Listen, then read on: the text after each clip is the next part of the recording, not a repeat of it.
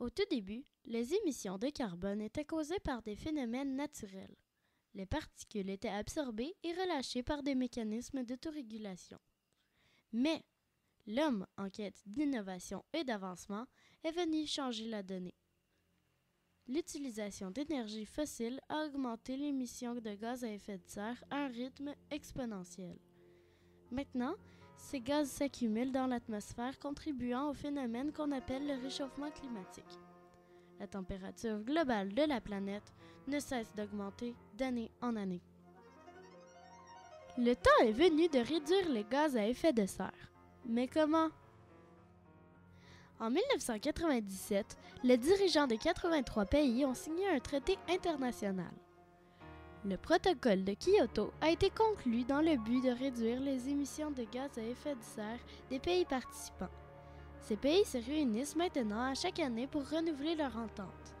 On peut donc affirmer que c'est une organisation avec un niveau d'éthique élevé car il priorise l'environnement plutôt que les profits. Fidèle à sa mission, le protocole de Kyoto a mis au point un mécanisme de négociation de permis mieux connu sous le nom de bourse du carbone. La bourse du carbone est un marché de négociation et d'échange de droits d'émission de gaz à effet de serre administré par une autorité centrale. Les entreprises qui dépasseront leur quota de pollution auront des pénalités financières tandis que celles qui auront émis moins que le quota seront récompensées par leur faible émission. C'est le principe du pollueur-payeur.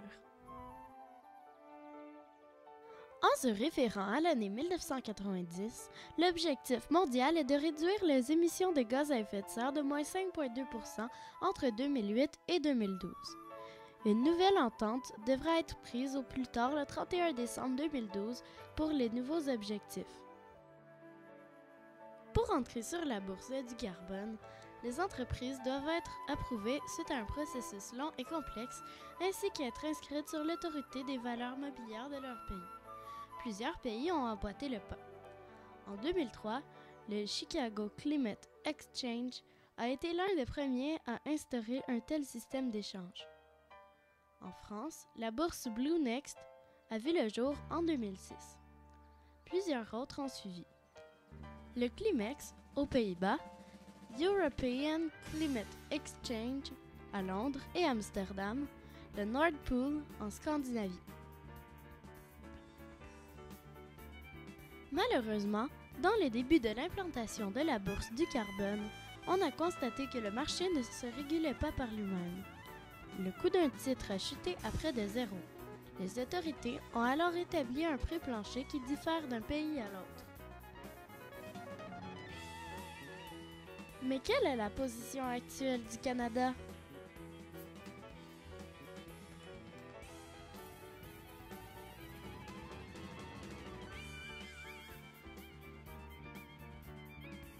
Le Québec est encore à l'état embryonnaire de la bourse du carbone, mais nous sommes la première province canadienne à avoir mis sur pied un projet de loi qui est à l'essai depuis le 1er janvier dernier. L'année 2012 est une année transitoire pour permettre de s'adapter et de préparer l'implantation réelle du système en 2013. Les entreprises qui émettent plus de 25 000 tonnes d'équivalent de CO2 par année doivent s'inscrire au système entre le 1er mai et le 1er septembre 2012. Des audits environnementaux seront effectués par des experts en la matière. Une fois établis, les quotas seront diminués graduellement afin d'atteindre les objectifs canadiens pour 2020. Le prix plancher pour le Québec pour les crédits des gaz à effet de serre sera de 10 $. Par la suite, il augmentera de 5 % par année, plus l'inflation. Plusieurs acteurs sont enthousiastes à l'arrivée de cette bourse au Québec.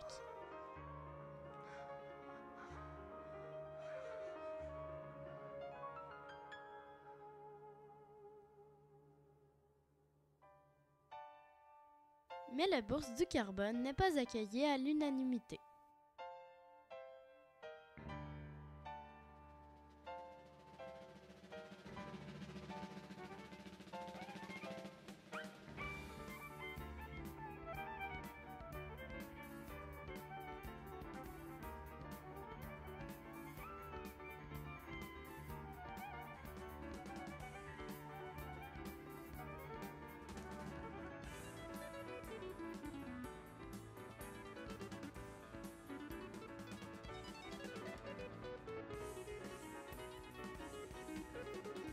La bourse du carbone n'est pas le seul moyen pour réduire les émissions de gaz à effet de serre. Plusieurs autres solutions peuvent être envisagées. L'énergie solaire, l'éolienne, la biomasse,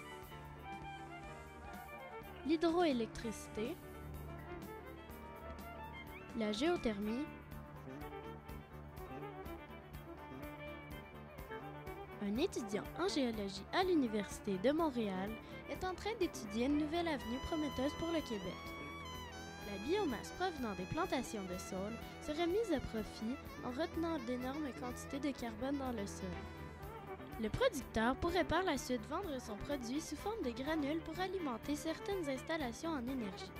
D'une pierre deux coups, les revenus sont comptabilisés, tant pour la vente de la biomasse que pour la séquestration de carbone. La forêt tropicale forme une précieuse bande de refroidissement autour de la Terre. Malheureusement, c'est une des forêts les plus menacées présentement. Sa destruction contribue au changement climatique. Il est impératif de cesser la déforestation ou du moins de sensibiliser la population à l'importance des forêts car les arbres absorbent le carbone pour se nourrir. De plus, lorsque les forêts sont rasées, le carbone présent dans le sol est relâché sous forme de CO2. Nous sommes rendus à un point de non-retour. Il faut agir rapidement. Faisons des choix éclairés pour nos générations futures.